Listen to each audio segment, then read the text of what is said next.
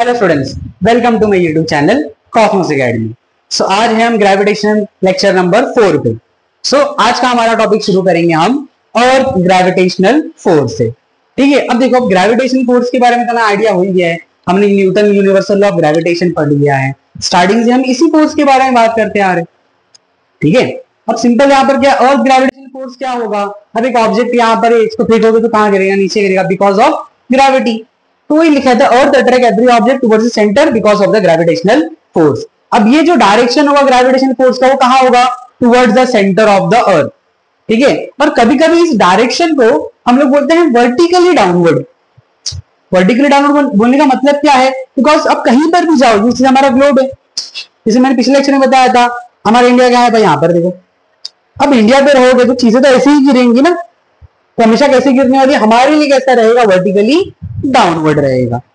Okay, अब देखो, जैसे ये ऑब्जेक्ट है, इस ऑब्जेक्ट को ऊपर देखते तो क्या होता है, ये ऑब्जेक्ट हमेशा के लिए ऊपर जाता रहता है क्या, नहीं, ये एक सर्टेन हाइट तक जाता है फिर नीचे गिरता है। तो ऐसा क्या हो रहा है यहाँ पर, वो समझते हैं पहले। तो किसी ऑब्जेक्ट को ऊपर फेंकते हैं तो हमने क्या लगाया, फोर्स लगाया। अब ये ऑब्जेक्ट ऊपर जा रहा है, जा रहा है, जा रहा है, जा रहा है, एक हाईएस्ट पॉइंट पे पहुंचता है। यहां से फेंका, क्या होगा, एक हाईएस्ट पॉइंट पे पहुंचेगा, फिर यहाँ पर जाके थोड़ी देर के लिए, थोड़ी स्पीड के लिए रुकेगा और कहाँ आएगा, नीचे आएगा। तो हो क्या रहा है यहाँ पर देखो, अब ग्रेविटेशनल फोर्स कहाँ लगेगा, towards the centre of the अर्थ। तो ग्रेविटी क्या है, इसको नीचे खींचेगी, बट आपने क्या किया, इसको फोर्स लगाया है ना, आपने इसको, इस पर काम किया, इसको एनर्जी दी है, तो ये क्या होगा, ऊपर जाएगा। बट क्या करेगा, ग्रेविटी अपना काम चालू है, ग्रेविटी इसको खींचेगा। तो क्या होगा, जब इसको खींचेगा तो उसकी वेलोसिटी धीरे धीरे ऊपर जाते जाते क्या होगी, कम होगी। जैसे सपोज करो आपने इसको 40 की स्पीड से फेंका है, सपोज, तो धीरे ऊपर जाते जाते जाते जाते जाते स्पीड क्या हो जाएगी उसकी, कम, और यहां पर पहुंच के इसकी स्पीड हो जाएगी 0 मीटर पर सेकेंड। हाँ, उसके बाद ऊपर गया, ग्रेविटी कहां खींच रही है, उसको नीचे खींच रही है, अब ये नीचे आएगा, अब नीचे आते तो इसकी स्पीड क्या होगी, बढ़ेगी। एक खास बात पता है क्या है, जब ये नीचे हिट करेगा ना ग्राउंड को, मतलब ग्राउंड से 40 की स्पीड से गया, तो ग्राउंड को हिट भी कितने से करेगा, 40 की स्पीड से करेगा, बिकॉज नेचर लव सिमेट्री, जितनी स्पीड से जाएगा उतनी ही स्पीड से वापस आएगा। क्लियर यहां तक, ठीक है। अब देखो एक चीज और है, जो ग्रेविटेशनल फोर्स हम पढ़ते हैं दो मास के बीच में, जैसे हमने पिछली बार देखा था M1 मास और M2 मास, ध्यान से सुनो अभी, ये जो मासेस रहेंगे उनका जो फोर्स लगता है ना, ग्रेविटेशनल फोर्स, उनके सेंटर ऑफ मास के बीच में लगता है। तो फोर्स लगेगा वो कहां लगेगा, सेंटर ऑफ मास के बीच में। तो अर्थ का सेंटर ऑफ मास कहां पर है, पता है ना कहां पर, अंदर साइड होता है। अब मान लो मुझे अर्थ खींच रहा है, तो मेरा सेंटर ऑफ मास कहां पर, जो आपका बेली बटन होता है ना, वहां पर आपका सेंटर, जस्ट उसके नीचे थोड़ा सा आपका सेंटर ऑफ मास होता है। तो सब समझ में आ रहा है, अर्थ और मेरे बीच में जो ग्रेविटेशनल फोर्स लग रहा है, वो अर्थ के सेंटर ऑफ मास से एक लाइन जाएगी मेरे सेंटर ऑफ मास पर। ठीक है, जैसे ये आपका अर्थ है, अर्थ का सेंटर ऑफ मास ये होगा सेंटर पे, और मान लो यहां पर मैं खड़ा हूं, ठीक है, ड्राइंग बहुत खराब है मेरी, हंसना मत, ठीक है। तो मेरा सेंटर ऑफ मास मान लो यहां पर है, तो इस तरह कुछ काम करेगा ग्रेविटेशनल फोर्स। ठीक है, अर्थ मुझ पे फोर्स लगाएगा, मैं अर्थ पे फोर्स लगाऊंगा, जैसे एप्पल वाला हमने पढ़ा था। पर क्या होगा, मैं अर्थ की तरफ गिरूंगा, अर्थ मेरी तरफ नहीं गिरेगा, बिकॉज मेरा मास कम है तो मेरा एक्सेलरेशन ज्यादा होगा, अर्थ का मास ज्यादा तो एक्सेलरेशन कम होगा, ये मैंने पहले डिस्कस किया है। ठीक है, अब देखो जहां पर फोर्स है वहां पर एक्सेलरेशन भी पिक्चर में आएगा। ठीक है, सिमिलरली जैसे न्यूटन सेकंड लॉ क्या बोलता है, F = ma। आप फोर्स लगाओगे किसी चीज के ऊपर तो क्या होता है, उसकी स्पीड बढ़ती है। जैसे अभी ऑब्जेक्ट मैंने फोर्स लगाया ना, पहले इसकी स्पीड 0 तो स्पीड इसकी बढ़ी, तो फोर्स लगाने से क्या होता है, स्पीड बढ़ती है, वेलोसिटी चेंज होती है। ठीक है, एक छोटा सा पार्ट मैं यहाँ पर इंट्रोड्यूस करूंगा। देखो फोर्स को और अच्छे से अगर समझना है तो फोर्स मतलब क्या होता है, फोर्स पुश और पुल है। या तो किसी चीज को धक्का दोगे तो अपनी तरफ खींचोगे। ये पुश और पुल क्या करता है, फोर्स इज नथिंग बट, एक शॉर्ट में छोटा सा हम लोग इसके बारे में डिस्कशन कर लेते हैं। फोर्स क्या है, इज अ पुश और पुल विच चेंजेस और tries to change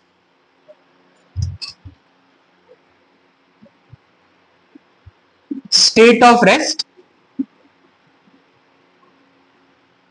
state of motion और स्टेट ऑफ डायरेक्शन। फोर्स क्या करता है, या तो पुश या तो पुल करेगा, क्यों करेगा? ये करेगा चेंज, या तो ट्राइज टू चेंज, या तो चेंज कर देगा या चेंज करने की कोशिश करेगा किसको? रेस्ट को। जैसे कोई ऑब्जेक्ट रेस्ट करे, मैं इसको उठा रहा हूं, मैं क्या कर रहा हूं? इसको पुश करूंगा तो पुल करूंगा, ठीक है? तो मैं क्या कर रहा हूं? उसका स्टेट ऑफ रेस्ट चेंज कर रहा हूं, या तो चेंज कर दूंगा या तो उसकी कोशिश करूंगा, ठीक है? जैसे अब ये बॉडी ले लो, अब मैं फोर्स बहुत उधर धक्का दे रहा हूं, ठीक है? तो क्या कर रहा हूं मैं? फोर्स लगा के पुश और पुल कुछ करूंगा जिससे उसका स्टेट चेंज हो।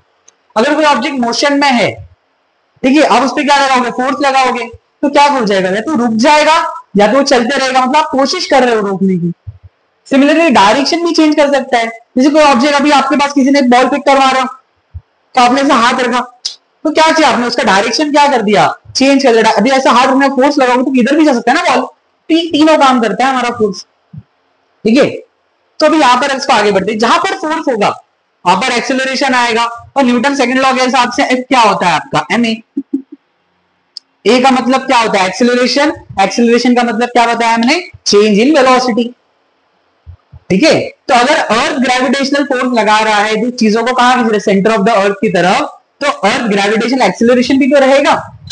सो नेक्स्ट टॉपिक है हमारा अर्थ ग्रेविटेशनल एक्सेलरेशन, और इसको एक और नाम देते हैं एक्सेलरेशन ड्यू टू ग्रेविटी, मतलब वो एक्सेलरेशन जो ग्रेविटी की वजह से आया है, ठीक है? तो सिंपल सा डेफिनेशन है, the gravitational force of the earth on an object result in its acceleration. किसी पर भी अगर ग्रेविटेशनल फोर्स लगेगा तो क्या होगा? वो ऑब्जेक्ट एक्सेलरेट करेगा, उसी को हम क्या बोलेंगे? Acceleration due to gravity.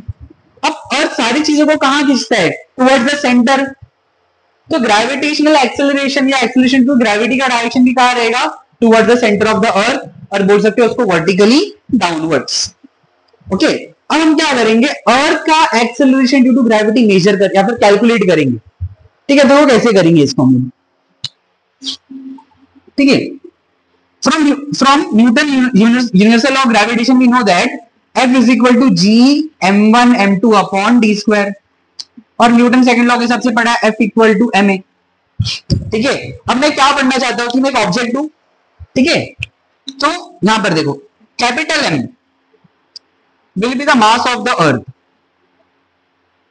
जिसकी वैल्यू होती है around 6.24 into 10⁻24 kg. R is the radius of the earth,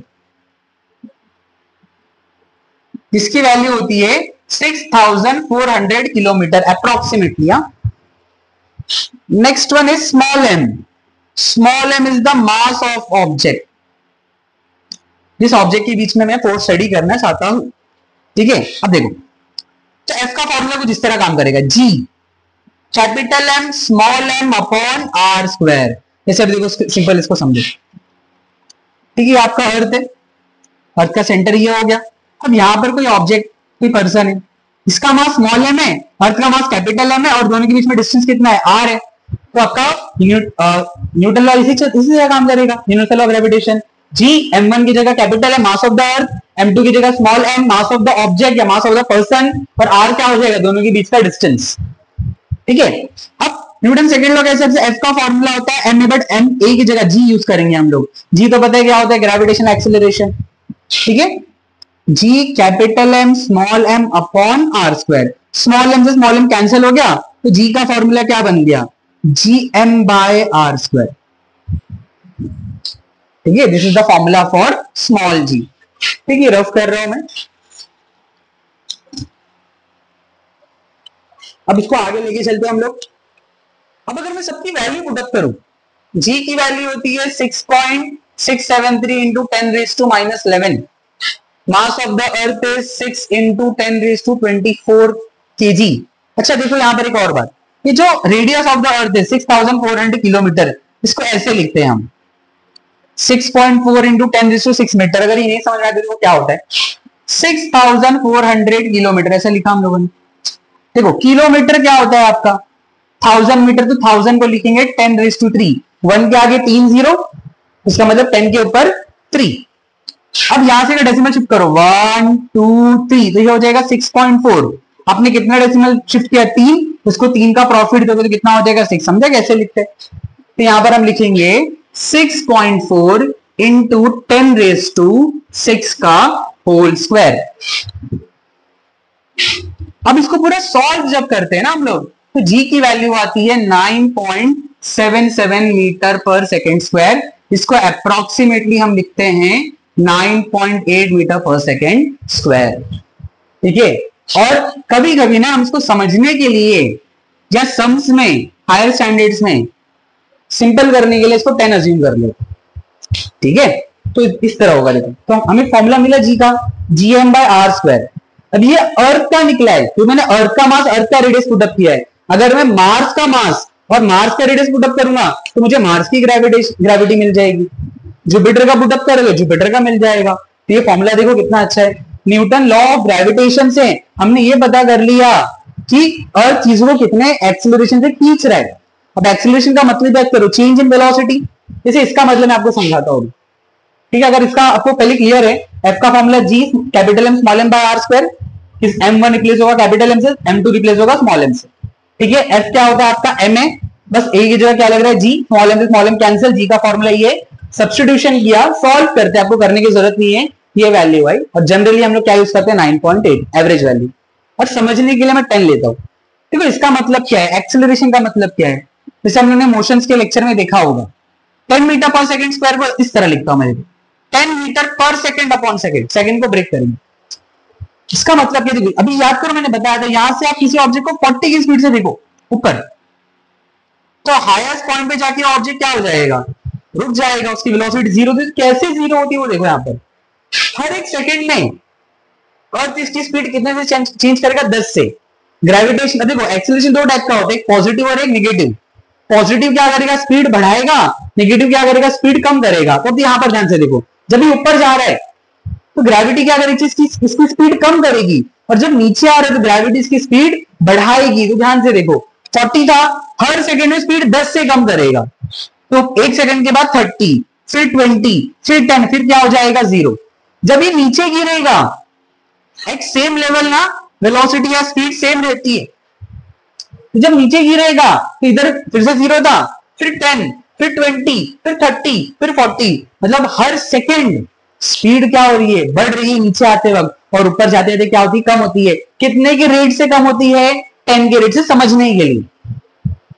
ठीक है, या तो 10 से कम होगी, या तो 10 से क्या होगा, बढ़ेगा। समझ में आ रहा है यहाँ तक आपको? तो इस तरह काम करता है यहाँ पर। ओके, अब नेक्स्ट टॉपिक पे हम चलेंगे, इसके वेरिएशन इन जी। ठीक है, उससे पहले ये टॉपिक आई थिंक से आपको पूरा क्लियर हो गया होगा। अर्थ ग्रेविटेशन फोर्स हमने स्टार्ट किया, तो क्या होगा, ग्रेविटेशन, जो अर्थ ग्रेविटेशन फोर्स खींचेगा, अर्थ जिस फोर्स से खींचेगा उसी को ग्रेविटेशनल फोर्स सेंटर की तरफ खींचता है, जिसको वर्टिकली डाउनवर्ड भी हम लोग बोलते हैं। ऑब्जेक्ट को फेंकोगे ऊपर तो स्पीड क्या होगी, धीरे धीरे कम होगी, फिर हाईएस्ट पॉइंट पे 0 होगी, फिर नीचे आएगा स्पीड बढ़ते हुए, because of all this gravitational force की वजह से। नेक्स्ट, ग्रेविटेशनल एक्सेलरेशन क्या है, जो ये फोर्स है वो क्या एक्सेलरेशन बनाएगा, जिसका नाम क्या दिया, ग्रेविटेशनल एक्सेलरेशन। नेक्स्ट, डायरेक्शन इसका भी सेम रहेगा, towards centre of the vertically downward. फिर हमने क्या किया, जी का फॉर्मूला बनाया, स्मॉल जी, फॉर्मूला याद रखो, इंपॉर्टेंट है, small g is equal to gm/r²। Clear यहां तक? ओके, और उसके बाद में लास्ट वन, ये बहुत फील ले लो 10 मीटर पर सेकंड स्क्वायर का, ये बहुत सारी चीजों को समझने में काम आता है। ये एकदम समझो, अगर आप किसी चीज को ऊपर फेंक रहे हो 40 से, 40, 30, 20, 10, 0, 0, 10, 20, 30, 40, मतलब जितनी स्पीड से जाएगा उतनी ही स्पीड से आएगा। और जो रेट है कम होने का, हर सेकंड वो क्या रहेगा, सेम। ऊपर जाते वक्त 10 से कम होगा, नीचे आते वक्त 10 से बढ़ेगा। ओके, सो नेक्स्ट टॉपिक के बाद चलते हैं, that is variation in g. Okay, तो बढ़ते हैं नेक्स्ट टॉपिक की तरफ, that is variation in the value of g. अब देखो, इससे पहले हमने जी का फॉर्मूला देखा, दैट इज क्या होता है, जी इज इक्वल टू gm/r²। देखो जी क्या है, यूनिवर्सल ग्रेविटेशन कांस्टेंट, जो कि फिक्स होगा। अर्थ का मास भी चेंज नहीं होगा, बट आर जो है ना, आर वो चेंज होता है, बिकॉज अर्थ का जो शेप है वो एग्जैक्टली स्फेरिकल नहीं है। अर्थ का जो शेप होता है that is oblate spheroid, omelette नहीं, दैट इज ऑब्लेट स्फेरॉइड। अब देखो होता क्या है, due to its rotation, earth के रोटेशन की वजह से earth is flatter at poles and bulges at the equator. ये पोल है मान लो, तो क्या होगा, देखो यहाँ पर ऊपर से चपटा है और साइड से सुजा हुआ है। ठीक है, flatter at poles and bulges at the equator. ये क्यों है, बिकॉज ऑफ इट्स रोटेशन और अगर एग्जैक्ट रीजन दो ना तो सेंट्रीफ्यूगल फोर्स की वजह से। देखो अर्थ रोटेट कर रहे हैं तो क्या होगा, जो पानी है ना, पानी अर्थ का रोटेट होने की वजह से वो साइड पे आ जाएगा, बिकॉज ऐसे रोटेट हो रहा है ना। जैसे अभी ग्लोब ले लो हमारा, यहाँ पर रोटेट हो रहा है तो सारा पानी कहां पर एक्यूमुलेट हो जाएगा आपके, ये इस साइड पे। देखो सारा पानी इधर जमा हो जाएगा पेरीफेरी पे, साइड पे। तो इसलिए क्या हो जाएगा, इधर से सूख गया है, बल्ज हो गया है, और ऊपर से क्या हो गया, चपटा हो गया। अब इसकी वजह से क्या होगा, देखो ये सूजने की वजह से, चपटा होने की वजह से जो पोल का रेडियस है ना वो 6356 है, और जो इक्वेटर का रेडियस है वो 6378 है। तो पोल का रेडियस छोटा हो गया, इक्वेटर का रेडियस बड़ा हो गया। हम अप्रोक्सीमेटली 6400 लेते हैं, अप्रोक्सीमेटली लेते हैं, बट हर जगह ऐसा नहीं होगा। अब देखो जी का रिलेशन आर से इनवर्स है, तो अगर आर छोटा है तो जी बड़ा होगा, और अगर आर बड़ा है तो जी क्या हो जाएगा, छोटा हो जाएगा। ठीक है, देखो radius of pole is less than radius of earth, तो पोल का रेडियस छोटा तो पोल की ग्रेविटी क्या हो जाएगी, बड़ी हो जाएगी। क्लियर है? तो gravity at pole is greater than gravity at equator. इसे देखो, पोल की ग्रेविटी होती है 9.832 और इक्वेटर की होती है 9.78। ठीक है, तो अगर हम पोल से इक्वेटर की तरफ जाएंगे ना, if we move from pole to equator along the surface of the earth, r बढ़ेगा। देखो धीरे धीरे क्या होगा, रेडियस दिख रहा है, धीरे धीरे बढ़ेगा, आर बढ़ेगा, जिसकी वजह से जी क्या होगा, कम होगा। और उल्टा अगर मैं इक्वेटर की तरफ से पोल पे जाऊं तो आर छोटा होगा तो जी बढ़ेगा। क्लियर है यहां तक? अब देखो एक चीज यहां पर नोटिस करना, ठीक है, ये आपका अर्थ है, ध्यान से अभी। अब जैसे ये इस लैटिट्यूड पे, पता ना इसको लैटिट्यूड उसको लॉन्जिट्यूड बोलते हैं, तो ये लैटिट्यूड में जितनी भी कंट्रीज आएंगी या जितने भी जगह आएंगी उन सबकी ग्रेविटी सेम होगी। समझो, देखो ये पोल है आपका, पोल से इक्वेटर की तरफ जाएंगे तो क्या होगा, ग्रेविटी कम होगी। बट मैं ये बोल रहा हूं, जब यहां पर आप घूम रहे हो ना, इस जगह पर घूम रहे हो, सिर्फ इस सर्कल में, इस सर्कल में देखो, ठीक है, तो सेम एंगल बनाएगा। तब एक चीज याद रखो, यहां पर ये सेंटर से ना कुछ एंगल बनेगा, तो एक्चुअली जो ग्रेविटी है ना वो एंगल पे डिपेंड कर रही है, समझो। तो अगर एक स्फीयर लोगे तो स्फीयर में क्या होगा, अगर इमेजिन करोगे तो सेंटर से इस जगह का एंगल क्या बनेगा, सेम बनेगा। जैसे अब देख, जैसे एग्जांपल कुछ इस तरह ले लो, देखो ये कर्व है, ठीक है, और ये सेंटर है। अब ये एंगल जो बन रहा है सरफेस के साथ, देखो इस तरह, अगर मैं इसको उधर ले लूं तो एंगल अभी भी क्या बनेगा, सेम बनेगा। देखो इस तरह, अब ये है ना, अगर इसमें इसको चेंज भी करूंगा ना, इसको यहां से यहां तक, तो जो एंगल है वो चेंज नहीं होगा। उसी तरह यहां पर भी है, अगर आप इस जगह घूम रहे हो ना, अगर आप इस कर्व पे घूम रहे हो तो एंगल क्या रहेगा, सेम रहेगा। ठीक है, नेक्स्ट थिंग, अब आते हैं next is change with height. यहां पे आपको समझ में आया क्या हो रहा है, पोल पे ग्रेविटी ज्यादा, इक्वेटर पे ग्रेविटी कम, और उल्टा अगर पोल से इक्वेटर पे आओगे तो ग्रेविटी कम होगी, इक्वेटर से पोल पे हो तो ग्रेविटी बढ़ेगी। नेक्स्ट आते हैं चेंज विथ हाइट। अभी अर्थ सरफेस की बात हो गई, अगर मैं अर्थ सरफेस के ऊपर जाऊं, जैसे ये सैटेलाइट्स रिवॉल्व करती है ना, तो ऊपर जाओ अगर, तो क्या होगा। अब देखो फॉर्मूले, सारा गेम फॉर्मूले का है। अर्थ सरफेस पे ग्रेविटी का फॉर्मूला होगा G is equal to GM by R square. R radius है मानता हूं, बट R क्या रिप्रेजेंट करता है, distance of the object from the planet. Next, अब देखो अगर ये आपका ऑब्जेक्ट अर्थ से कुछ h हाइट पे चला गया, तो अभी जो डिस्टेंस है ऑब्जेक्ट का वो R नहीं होगी, क्या हो जाएगा, R प्लस एच। तो formula will become GM upon small r square. Small r का मतलब क्या है, R प्लस एच। ठीक है, ये कहा गया आपका ग्रेविटी है at a height h from the surface of the अर्थ। तो सिंपल देखो ना, यहाँ पर R बढ़ जाएगा तो G क्या हो जाएगा, कम हो जाएगा। तो as we go above the surface of the earth, G की वैल्यू क्या होगी, डिक्रीज। बस यही ध्यान रखना है, इसमें एग्जाम में यही पूछता है और कुछ।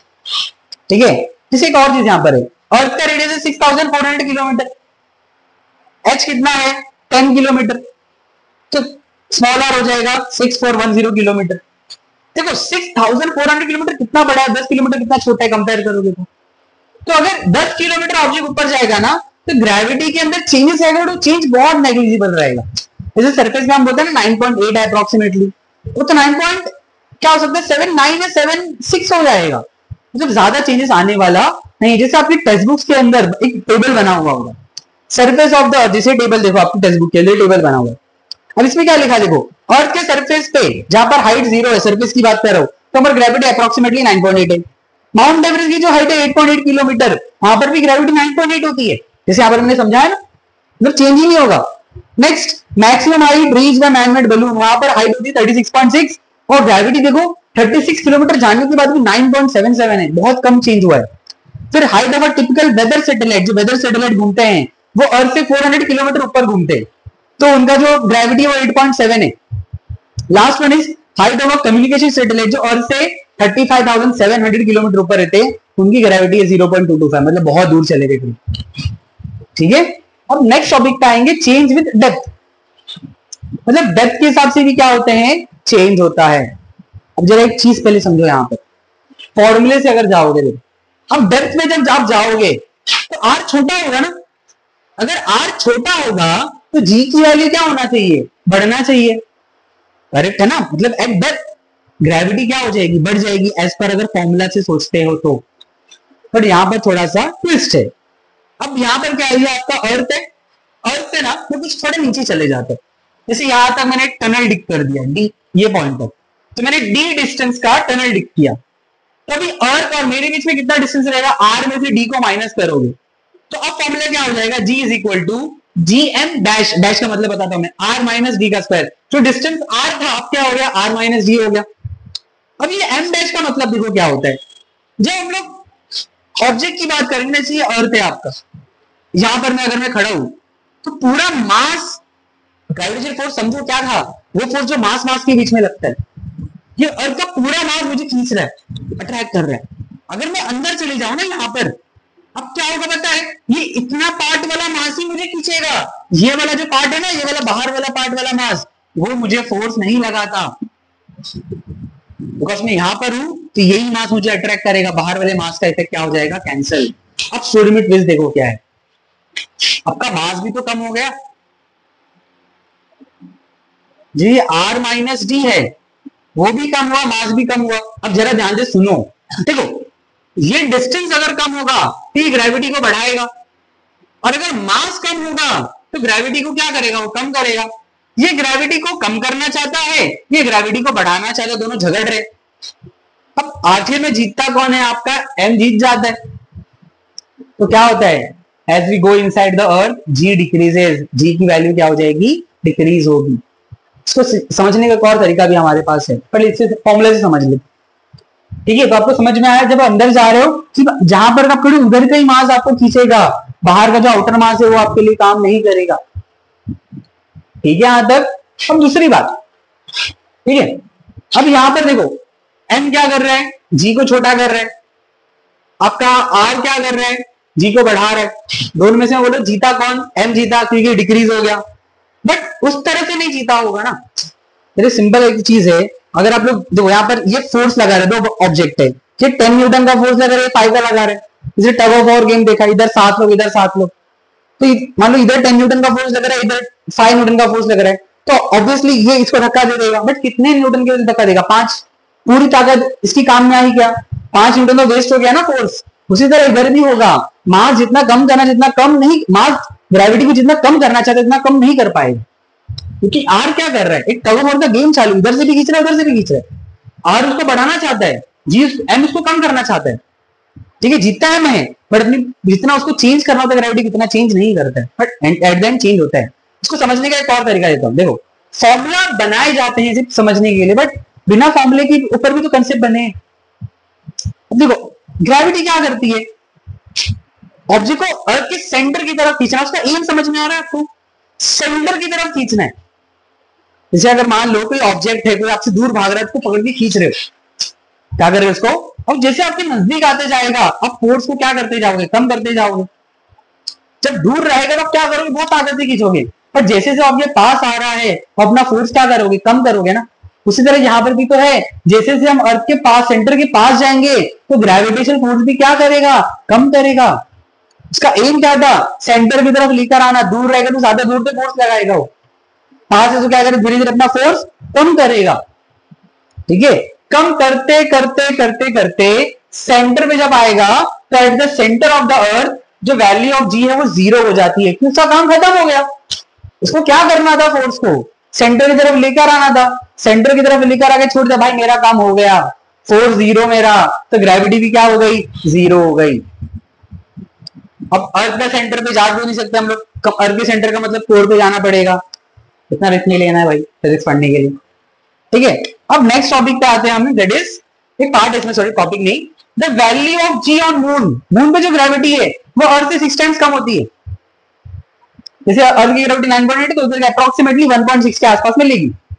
जैसे एग्जांपल देखो, इसलिए देखो अगर आप मून वॉकिंग कभी देखा रहेगा, मून वॉक माइकल जैक्सन वाला नहीं, जो एस्ट्रोनॉमर्स होते हैं जैसे नील आर्मस्ट्रांग गए थे तो जो मून वॉक करते, ठीक है, वहां पर क्या होता है पता है, मून पे ग्रेविटी कम है और हम उस ग्रेविटी से हैबिचुएट नहीं है, हम प्रॉपर नहीं चल पाएंगे, जैसे अर्थ पे चलते हैं ना हम उधर प्रॉपर नहीं चल पाएंगे वैसा, तो थोड़ा जंप करके चलना पड़ता है, बिकॉज क्या है ग्रेविटी खींच नहीं रही है आपको इतने फोर्स से, तो आपको इतनी आदत नहीं है, तो जंप करके चलते हैं उधर। एक और मजे की बात देखो, जैसे अर्थ पे एक गेम होता है लॉन्ग जंप और हाई जंप। लॉन्ग जंप मतलब क्या, लंबी छलांग कितनी मारते हो, हाई जंप मतलब ऊपर कितनी छलांग मारते हो। अगर अर्थ पे आप 1 मीटर की छलांग मार रहे हो ना, जंप कर रहे हो, तो मून पे वो 6 मीटर की हो जाएगी, 6 गुना बढ़ जाएगी।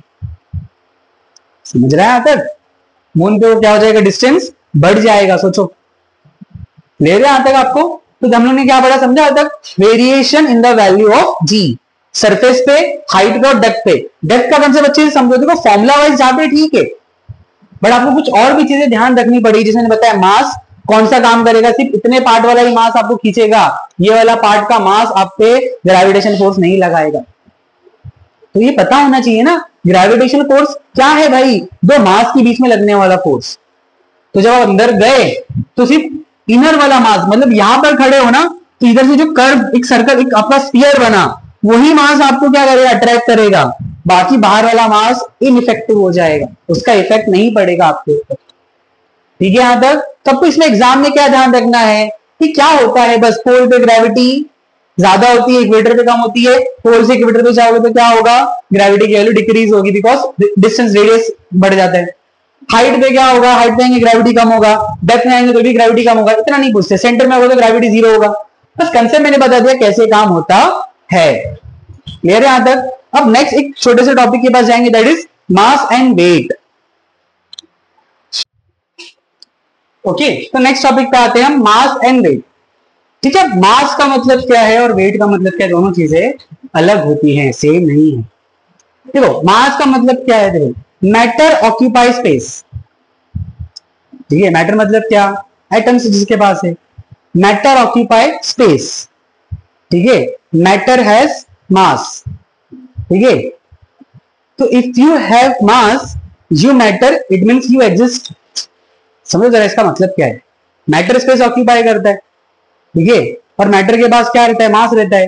तो अगर आप मास, आपके पास मास है तो आप जगह ऑक्यूपाई कर रहे हो तो आप मैटर करते हो, ये वाला मैटर नहीं, थोड़ा समझो ये लॉजिक अलग है। ये मैटर में एटम्स की बात कर रहा, आप मैटर करते हो मतलब आपका रहना इस दुनिया में इंपॉर्टेंट है, ठीक है, मतलब आप भी कुछ काम कर सकते हो, अच्छा कुछ, तो वो मैटर बोल रहा हूं, ठीक है। इंग्लिश में मैटर का मतलब क्या होता है, यू मैटर। मैटर भी 3 टाइप के होंगे, बोलोगे सर ये मैटर झगड़े वाला मैटर तो नहीं, भाई झगड़े वाला मैटर नहीं, ये एटम वाला मैटर वो नहीं। मैटर मतलब क्या, आप एग्जिस्ट करते हो, मतलब आप यहाँ पर कुछ अच्छा कर सकते हो, ठीक है, ये वो वाला मैटर बोल रहा हूँ। चलो टॉपिक पे आते हैं हम। Matter occupy space, matter space occupy करेगा। Mass is the amount of matter present in an object. Mass क्या बताता है, कितना अंदर माल मटेरियल भरा हुआ है, मैटर कितना भरा हुआ है वो बताएगा हमें। एक्स्ट्रा यूनिट पता है हमें, केजी होता है, सीजीएस यूनिट ग्राम होता है। ये स्केलर क्वांटिटी डायरेक्शन पे डिपेंड नहीं करता है। अब याद करो जो हमने मोशन का अगर आपने लेक्चर देखा होगा तो उसमें मैंने बताया था मास के बारे में, मास is the measure of inertia. Inertia की प्रॉपर्टी याद करो, इनर्शिया प्रॉपर्टी जो क्या करती है, रेजिस्ट करती है to the change of state of rest और मोशन। रेस्ट पे तो रेस्ट पे रहेगी, मोशन पे है तो मोशन पे रहेगी, ठीक है। जिसका मास ज्यादा रहेगा उसका इनर्शिया ज्यादा, जिसका मास कम उसका इनर्शिया कम, ठीक है। ज्यादा मास रहेगा तो क्या होगा, कम फोर्स में उठा पाओगे, क्या आपको ज्यादा ताकत लगाना पड़ेगा, मतलब उसका इनर्शिया तोड़ने के लिए ज्यादा फोर्स लगाना पड़ेगा, मतलब उसका मास ज्यादा है तो उसका रेजिस्ट भी क्या है, ज्यादा और ज्यादा रुकावट पैदा करेगा। मास कम है तो आराम से उठा लिया उसको, ठीक है। नेक्स्ट, मास रिमेन सेम एवरीवेयर। मास हर जगह क्या रहता है, सेम रहता है। बिकॉज आप यहां से भी और चले जाओ, आपके अंदर जो मास मटेरियल भरा है, मैटर भरा है, तो सेम रहेगा, थोड़ी कम होने वाला है, इवन आप राइटिंग नहीं करोगे, ठीक है। अब आते हैं वेट के ऊपर। वेट का मतलब क्या है? The force with which earth attract an object is called weight. मतलब आपको कितने फोर्स से अर्थ अट्रैक्ट करके रखा है, वो आपका वेट है। ठीक है, तो weight is nothing but force, जो कि फॉर्मूला क्या होता है आपका mg। जैसे आपका सपोज मास 50 केजी है, 60 केजी है, 10 मल्टी, ग्रेविटी की वैल्यू 9.8 होती है, हम 10 भी लेते हैं, 60 इंटू 10 कितना हो गया? 600 न्यूटन। मतलब अर्थ ने आपको कितने फोर्स से खींचा हुआ है? 600 न्यूटन। अब मान लो भाई कोई हाथी है, डॉक्टर हाथी ले लो हमारे, अब मान लो 100 केजी उनका मास है, उससे ज्यादा हो सकता है, या फिर वो रेसलर है ना बिग शो, अब मान लो उसका मास 150 केजी है, 10 1500 न्यूटन से अर्थ क्या कर रहा है? उसको खींच रहा है, इसलिए तो उठने में प्रॉब्लम होता है, जल्दी उठ पाते हैं बिकॉज अर्थ क्या करके हमको खींच के रखा है। ठीक है, चलो आगे आते हैं। एसआई यूनिट न्यूटन होगा, सीजीएस यूनिट डाइन होगा। ये वेक्टर क्वांटिटी बिकॉज फोर्स है ना, डायरेक्शन होगा इसके पास भी, डायरेक्शन कहां रहेगा? Toward the centre of the earth. Weight force से कहां खींचेगा? हमेशा सेंटर ऑफ द अर्थ पे। नेक्स्ट, अब देखो वेट डिपेंड कर रहा है ग्रेविटी पे। हमने पढ़ा ना जी की वैल्यू सब जगह सेम होती है क्या? नहीं, तो वेट भी सब जगह सेम नहीं होगा। Weight of an object changes from place to place. मतलब अगर आप इक्वेटर से पोल की तरफ जा रहे हो, याद करो इक्वेटर से कहां जा रहे हैं हम? अगर पोल से इक्वेटर की तरफ जा रहे हैं तो जी की वैल्यू क्या होती है? डिक्रीज। तो वेट भी क्या हो जाएगा? डिक्रीज। ऐसे क्वेश्चन थोड़े घूम के आ सकते हैं, तो आपको अगर जी के बारे में पता, वेट के बारे में इजीली पता कर सकते हो। नेक्स्ट, इसमें डिफरेंस बिटवीन आता है मास और वेट में, तो 2 मार्क्स के लिए रहता है। डेफिनेशन लिखोगे दोनों का मास मिल जाएगा, और ये लाइन लिखते हैं मास रिमेन सेम एवरीवेयर और weight of an object changes from place to place. इसके 2 पॉइंट, इसके 2 पॉइंट, मतलब एक डिफरेंस में 1 मार्क्स रहता है। ठीक है यहां तक। अब यहां पर 2 क्वेश्चन दिए आपकी यूजर ब्रेन पावर में। Will your weight remain constant as you go above the surface of the earth? अब ऊपर जाते तो क्या होता है? ग्रेविटी कम होती है, तो वेट भी क्या हो जाएगा? कम। तो नो, इसका आंसर क्या रहेगा? नो। जी डिक्रीज होता है, जिसके वजह से वेट भी क्या हो जाएगा? डिक्रीज हो जाएगा। तो अपनी ओन वर्ड में लिख देना इसको। ये थोड़ा इंटरेस्टिंग है। Suppose you are standing on a tall ladder, if your distance from the centre of the earth is 2 r, what will be your weight? समझ में आ रहा है आपको क्या हो गया? ये अर्थ है हमारा, ठीक है, और यहां पर ये है। अब क्या बोला है? एक लैडर पे खड़े हो, इस पे खड़े हो आप, लैडर पे खड़े हो भाई, सीढ़ी पे, यहां पर हो मान लो आप खड़े। अब क्या बोला है? जो अर्थ से आपका डिस्टेंस है ना, वो 2 r है। कितना है?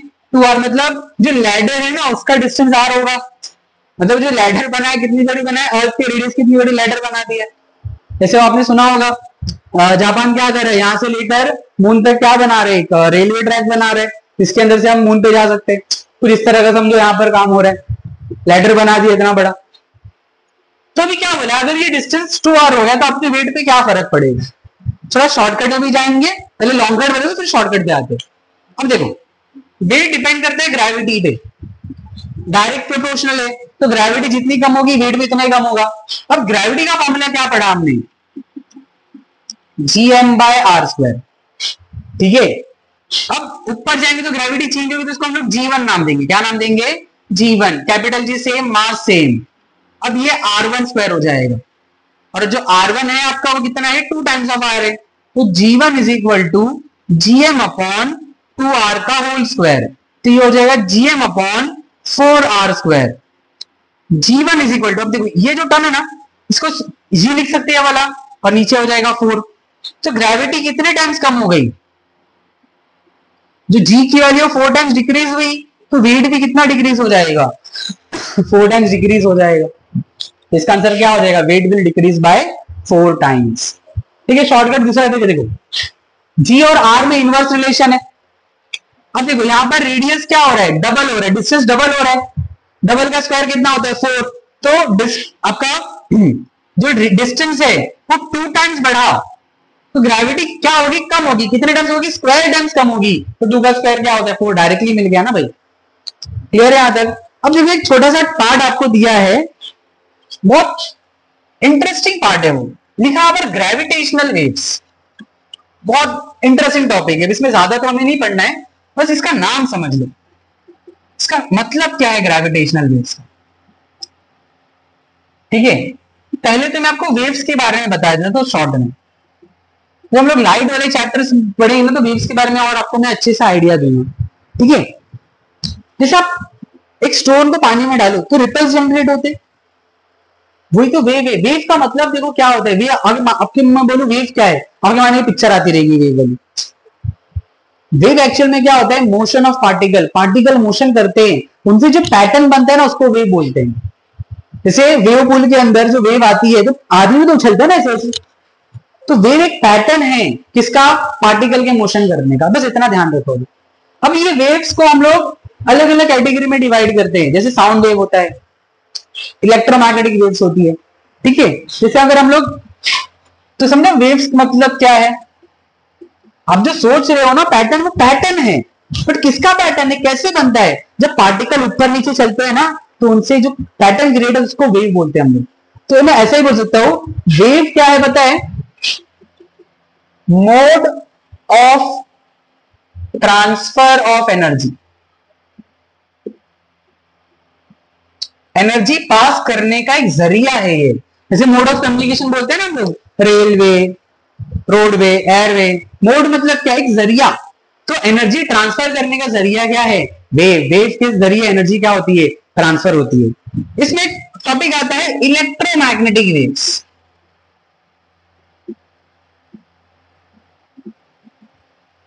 ये इलेक्ट्रोमैग्नेटिक वेव वो वेव होती है जिसको ट्रैवल करने के लिए कोई मीडियम जरूरी नहीं, not required medium for propagation. Propagation मतलब ट्रैवल होता है, बस प्रोपोगेशन का मतलब होता है आगे बढ़ना। मीडियम मतलब जैसे आपको अगर चलना है तो आपको अच्छा रोड चाहिए ना, पानी पे चल पाओगे क्या, तो मीडियम मतलब क्या, आप जिसपे चल सकते हो, तो इसको मीडियम की जरूरत नहीं है, वैक्यूम पे ट्रैवल कर सकता है। अब अगर मैं टाइप्स ऑफ इलेक्ट्रोमैग्नेटिक वेव्स बताऊं आपको, टाइप्स ऑफ इलेक्ट्रोमैग्नेटिक वेव्स, तो इसमें होता है गैमा रे, हल्का नाम सुना है ना, gamma ray, X ray, ultraviolet, visible, infrared, microwave, radio wave, और एक मार्केट में नया नया आया है कॉस्मिक वेव्स। देखो ये सारी वेव जो प्रोड्यूस होती है उनके तरीके अलग अलग है। गैमा रे और एक्सरे जनरली कब निकलता पता है, जब न्यूक्लियस डिसइंटीग्रेट होता है, जैसे बताया था वीक न्यूक्लियर फोर्स, न्यूक्लियन को संभाल नहीं पाता तो एनर्जी लिबरेट करता है, कौन से फॉर्म में, रेडिएशन के फॉर्म में, गैमा रे और एक्सरे, ठीक है। नेक्स्ट ये अल्ट्रावायलेट, विजिबल और इंफ्रारेड, ये एनर्जी कब मिलती है पता है, जब एटम के अंदर जो इलेक्ट्रॉन है ना वो लोअर ऑर्बिट से हायर ऑर्बिट में जब जंप, हायर से लोअर जंप में जंप करते तब, ठीक है। माइक्रो रेडियो वेव हम लोग इलेक्ट्रिकल सर्किट से बनाते हैं, और कॉस्मिक वेव जो प्लैनेट्स और जो स्टार्स है ना वो एमिट करते। देखो इनका तरीका देखा प्रोड्यूस करने का कैसा है वेव का, ये न्यूक्लियस डिसइंटीग्रेट जब खराब मतलब टूट रहा है तब निकल रही है, जब ये इलेक्ट्रॉन हायर ऑर्बिट से लोअर ऑर्बिट में जंप करता है तब ये निकलती है, या अपनी इलेक्ट्रिकल सर्किट जो सिग्नल फेंकते हैं उससे निकलती है। बट ग्रेविटेशनल वेव ऐसी वेव नहीं है, थोड़ी हटके वेव है बहुत। ये वेव कैसे प्रोड्यूस होती है इसका अंदाजा आइंस्टाइन ने आज से कम 100 साल पहले लगाया था। उन्होंने क्या बोला था, जब दो मैसिव ब्लैक होल कोलाइड करेंगे, दो मैसिव ब्लैक होल क्या करेंगे, कोलाइड करेंगे, तो एक वेव प्रोड्यूस होगी, इसका नाम रखा था ग्रेविटेशन वेव। सिंपल से समझो, देखो अब ताली बजाया पर ताली से क्या हुआ, साउंड निकला, एनर्जी है ना, ये एनर्जी आप तक पास हुई। अगर आप क्लास में बैठे रहोगे तब लास्ट मिनट तक एनर्जी चाहिए, जिसे मैं बोल रहा हूं, तो ये एनर्जी क्या हो रही है, पास हो रही है with the help of this medium, ठीक है। अब अगर मान लो ग्रेविटेशन, दो ब्लैक होल कोलाइड होंगे, ऊपर तो वैक्यूम है, आवाज तो नहीं आएगी, ठीक है, तो क्या होगा, वेव ट्रैवल करेगा। बिकॉज देखो आइंस्टाइन के नजरिए से जो ग्रेविटी है वो एक फैब्रिक ऑफ स्पेस है। फैब्रिक ऑफ स्पेस मतलब एक कपड़ा, एक कपड़ा है ऐसे। अगर मान लो यहाँ इस कपड़े पे थोड़ा सा वेव प्रोड्यूस करोगे, जैसे चटाई को झटकते हैं ना ऐसा, तो जैसा वेव जैसा पैटर्न बन के जाता है। तो जब दो ब्लैक होल कोलाइड होगा तो उस फैब्रिक ऑफ स्पेस पे डिस्टर्बेंस होगा। अब ये डिस्टर्बेंस ट्रैवल करेगा, ठीक है। तो इसके लिए साइंटिस्ट ने एक इंस्ट्रूमेंट बनाया था जिसका नाम होता है लीगो। इस ग्रेविटेशनल वेव को डिटेक्ट करने के लिए एक एपरेटस बनाया गया था, इसका नाम है LIGO, laser interferometry gravitational wave observatory, gravitational wave observatory.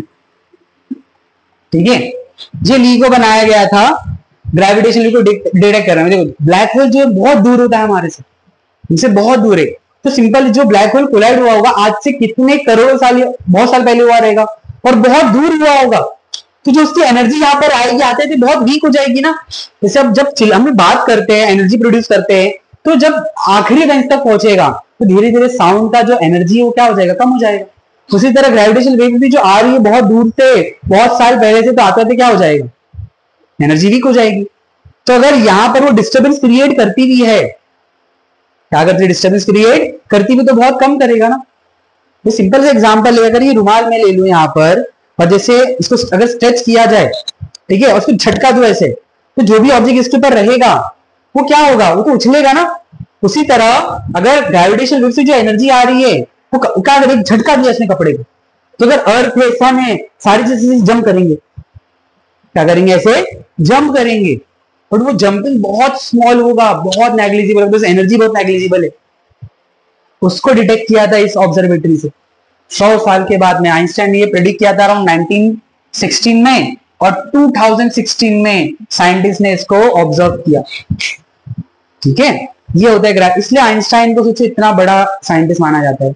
अब जब बोलते हो ना कुछ करो ऐसा काम, जो साइंटिस्ट वाले बोले अपने आप को आइंस्टाइन और न्यूटन समझ के रखा है, बिकॉज इनके नाम ऐसे ही कि काम वैसा किया इन्होंने। न्यूटन के बारे में पढ़ाई हम लोग ने, अब सोचो भाई इसके बारे, आइंस्टाइन के बारे में क्या बंदा रहा होगा, आइडिया सोचो ना क्या खतरनाक। और आपने आइंस्टाइन तो ज्यादा बड़ा साइंटिस्ट सुना है एज कंपेयर टू न्यूटन, क्यों, सोचो आइडिया देखो कहां से आइडिया भाई, जो बहुत दूर है ब्लैक होल कोलाइड हो जो एनर्जी, उसके बारे में बता रहा है भाई साहब। और भी बहुत सारे वर्क है इनके, आप जब उसको सर्च करोगे तो आपको बहुत सारी रिलेटिविटी की थ्योरी आपने सुनी होगी। ठीक है, तो ये सारी चीजें यहाँ पर, तो समझा आपको ग्रेविटेशन आपके टॉपिक में तो नहीं। हाँ, LIGO के बारे में पूछते हैं, LIGO का फुल फॉर्म क्या है, बस और कुछ नहीं। समझा ग्रेविटेशन वेव कब प्रोड्यूस होती है, जब दो मैसिव बहुत ज्यादा मास वाले ब्लैक होल कोलाइड करेंगे, एनर्जी लिबरेट होगी।